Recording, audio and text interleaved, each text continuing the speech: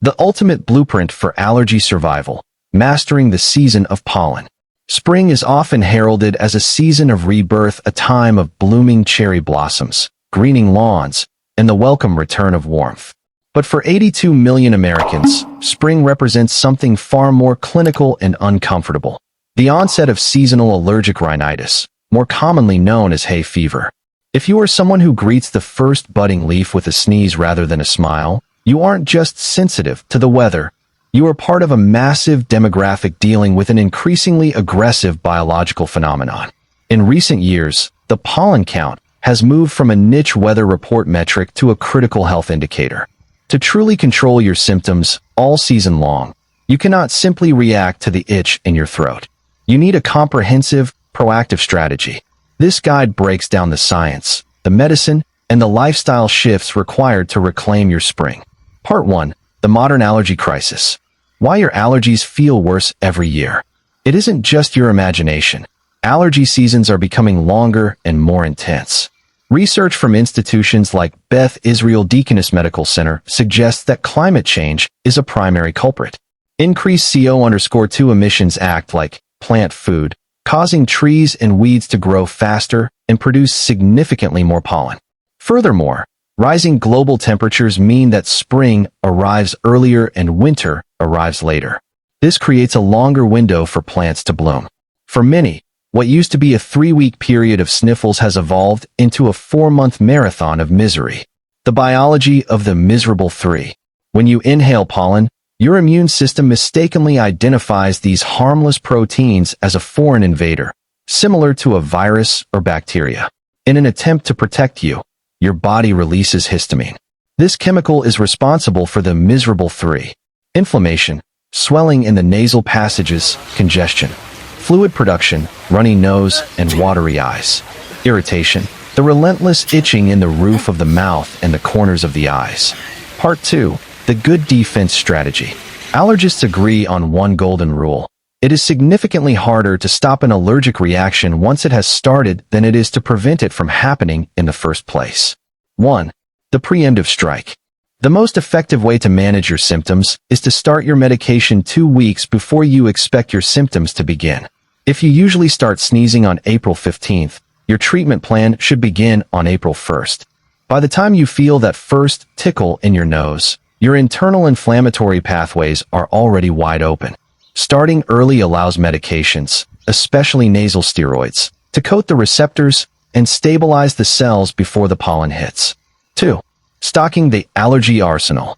Not all over-the-counter, OTC, meds are created equal. To build a truly effective defense, you need to understand how different categories of medicine interact. Part 3. A deep dive into your medication options. Oral antihistamines, the baseline. The second-generation antihistamines, cetirizine, fexofenadine, loratadine, are the gold standard because they don't cross the blood-brain barrier as easily as older drugs like Benadryl, diphenhydramine. This means you get the relief without the brain fog or extreme drowsiness. The age factor. If you are over 65, be cautious with older antihistamines, as they can increase the risk of falls and confusion. Finding your match. Different bodies react differently to various brands. If Claritin doesn't work for you, try Allegra. The chemical structures differ just enough that one may be significantly more effective for your specific biology. Nasal sprays, the heavy hitters. Most people use nasal sprays incorrectly. They spray straight up into the nose, which usually just results in the medicine running down the back of the throat. The proper technique. Point the nozzle slightly outward toward your ear. This ensures the medicine hits the turbinates, the fleshy structures on the sides of your nasal cavity that actually swell up during an allergy attack. Steroids versus antihistamines. Steroid sprays, like Flonase, are preventative and must be used daily to work. Antihistamine sprays, like Astepro, work within 30 minutes and are great for breakthrough symptoms. Part 4. Beyond the medicine cabinet, lifestyle tactics. While drugs are essential, they can only do so much if you are constantly bombarding your system with allergens. Controlling your environment is the hidden third of allergy management. 3. Monitor the pollen forecast. Check apps or local news for the pollen count. On days when counts are high or extreme, keep windows closed, both in the house and in the car. Avoid outdoor exercise during peak pollen hours, usually between 5 a.m. and 10 a.m.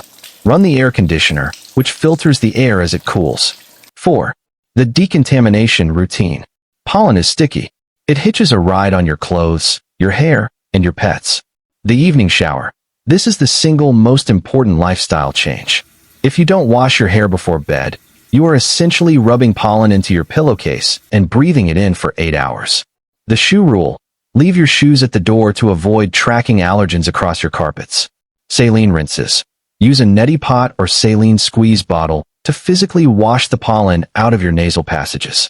Just remember, always use distilled or boiled in cooled water to avoid infection. Part 5. Long-term solutions.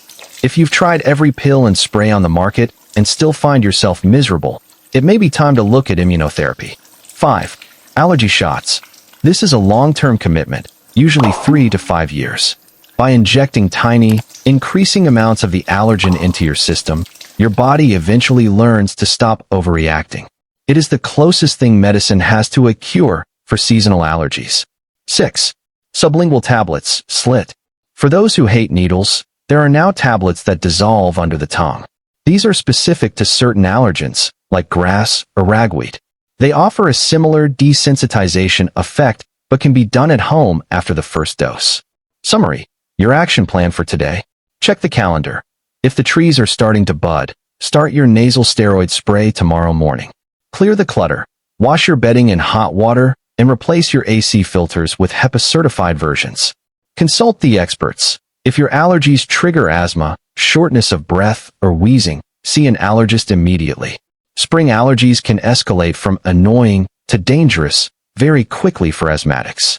By playing a good defense and treating your body with a proactive, multi-layered approach, you can stop surviving the spring and start actually enjoying it.